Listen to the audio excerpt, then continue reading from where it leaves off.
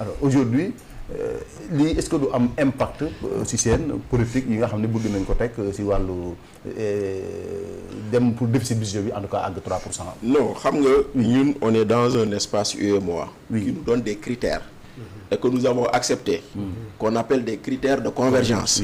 Maintenant est-ce que les critères sont toujours pertinents? C'est un autre débat parce que ba ñuy teg critères yooyu dans les années 90 nous étions des économies moribondes.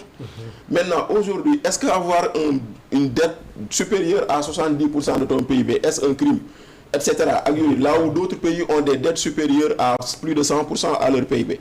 Maintenant beneen bi critère de convergence dañ ne woon 35% de la masse salariale xawma du PIB sur le budget yeneen ak yeneen déficit budgétaire et cetera. Donc on peut débattre sur les critères. loolu benn la mais bon là ne parle maintenant comme ñun ñoo nangu sol corset UEMOA dañu war a respecter loolu. Maintenant ba mu deñ voilà jusqu'au le jour où on l'enlève on saura qu'on l'a enlevé.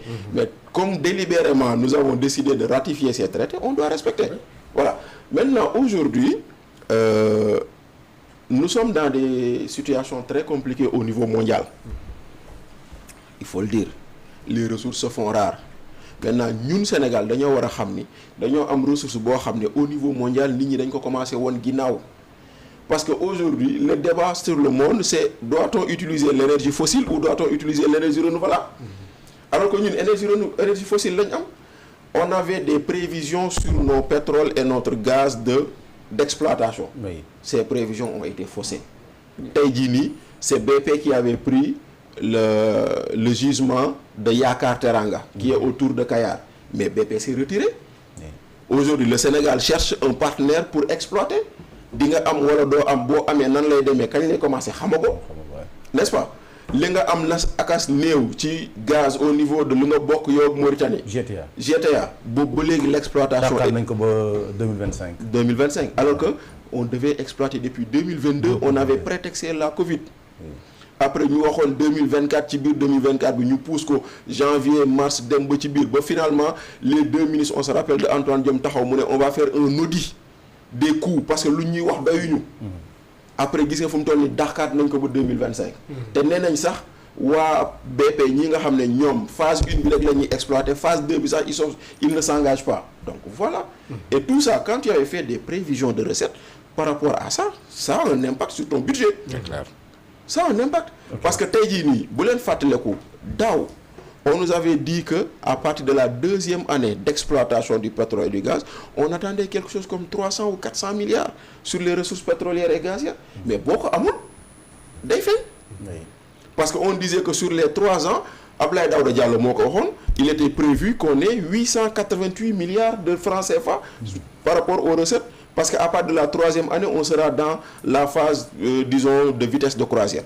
Mais fu mu toll nii pas phase tàkk sax nekkaguñ fa. Donc loolu yëpp day am ay conséquences. Maintenant comment financer le déficit budgétaire? Par rapport à des gens am na ñoo xam ne dañ la naan il faut compresser les dépenses de fonctionnement. Am na ñoo xam ne ñu naan il faut différer des investissements. C'est des choix politiques. Am na ñoo xam ne dañ naan on serre la ceinture sur nous. Am na ñoo xam ne dañ la naan non daa mel ni ko amoon bëgg tabax këram amul xaalis mu ne naa ko bàyyi ba déwén. Loolu mooy différer les investissements. Donc mbir mi foofu la nekk. Maintenant dans la loi de finances rectificative tu vois qu'il y a moins 800 milliards de recettes. Tu constates que par rapport aux prévisions on a récolté 800 milliards de moins, n'est-ce pas? 800 exactement combien j'avais noté? 839. Au même moment tu constates que les dépenses de fonctionnement ont augmenté. De 682 milliards. De 682 milliards.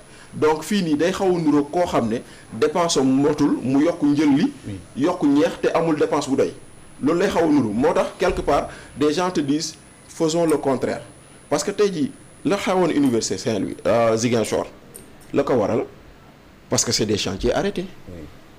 Lu tax donc les chantiers c'est de l'investissement. La xewoon sur les hôpitaux non livrés wala Matam et cetera parce que effectivement il y a beaucoup de chantiers qui sont à l'arrêt.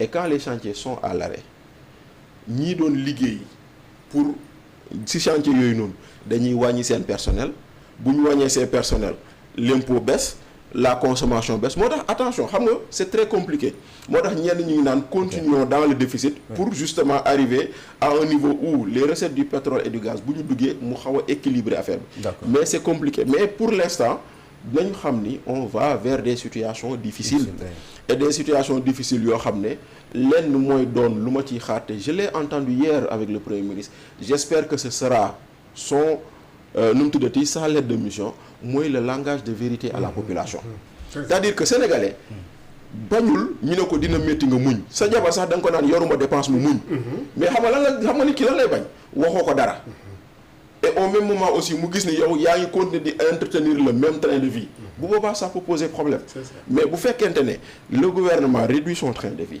yenn dépenses yi ñu xaw si dellu ginnaaw et au même moment le langage de vérité est tenu au Sénégalais dina métti nañu muñandoo ñun ñëpp mais on va passer le cap parce que man je pense que d'ici à 2029 les situations pourraient 2027 pardon d'ici à 2027 les situations pourraient s'améliorer et on pourrait vivre des lendemains meilleurs. D'accord Pape Moussa yow fi ma lay interroger parce que il ne reste que 5 minutes 4 minutes du moins am na lu mu wax ci les financements internes mooy ce qu'on appelle les diaspora bonds am na itam lu mu wax les mën nañ dem ba àgg sax ci les patriotes bonds parce que objectif am nee na du la diaspora seulement exclusivement mooy patriote yëpp mais aujourd'hui Sénégal boo xoolee waxuma la état mais nit ñi dañu ragal banque jëflanteeg état rek nit ñi dañ koo ragal duñ sax bu ñu amee lu ñuy corporation duñ ko bëgg a déclarer état parce que dañuy jàpp ne aujourd'hui état lu mu la def perte nga beneen bi da ngay dégg ñu la état te bu la yorelee xaalis mënoo koo saisir boo ko plainté bu ko yoon daanee mënoo ci dara alors est-ce que dina yomb ci Sénégalais yi régime bi convaincre leen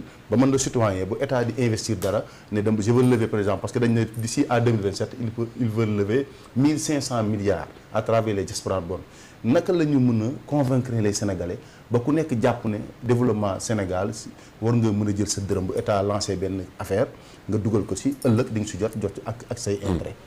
patriote bond au sens de. bëgg sa réew. parce que non waxuma patriote yi ay. parce que xam naa non loolu dafa laaj communication. loolu c'est-à-dire boo ne patriote bond rek. yàlla bu affaire bi am vert rouge dañ naan lii waa Pastef ñooy ko.